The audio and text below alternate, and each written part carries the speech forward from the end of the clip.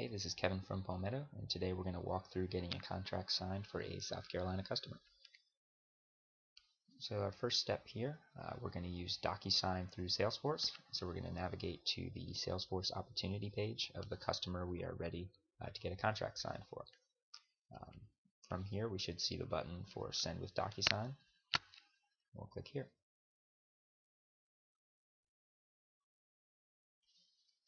So this brings us to our DocuSign launch page. You should see the customer has actually already pulled contact info through to the recipient. So our next step is going to be to add the actual template for what we're trying to sign. So we're going to go down to the DocuSign template section. And you see a list of all of our contracting templates. In this case, we're trying to get a South Carolina solar customer to sign their installation agreement. We're going to assume it is a loan customer in this case. I'm going to select that, say save. Specifically for South Carolina, the interconnection process is generally handled online, so there aren't additional installation or interconnection applications to have signed in this case. One important thing to double check on the recipients page is just to make sure that it's selected as homeowner 1. That is the default, but it's always good to just keep an eye on that. And say save. And before we move forward to actually send this, one thing that is a good best practice is to update the subject.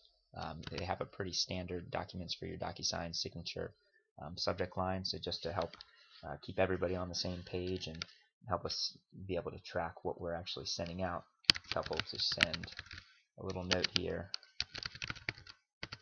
just clarifying exactly what the document is, and that way we'll be able to track that as well. And then we can say next.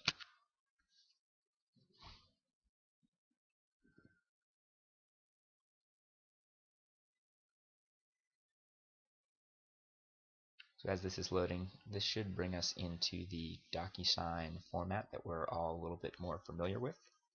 So this is our standard DocuSign area. Now the template should already be set up, but it is always a good practice just to scroll through and double check. The customer's name should automatically pull through, as well as the date, and really all of the contact info should already be pulling through from the opportunity.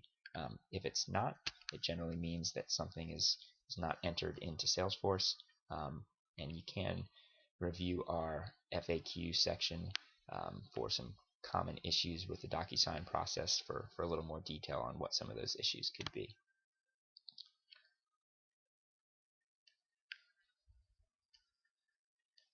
But assuming everything is pulling through correctly, we can check our system size details as well.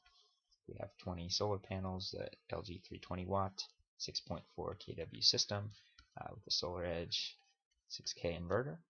Should be all set to get that sent out to our customer.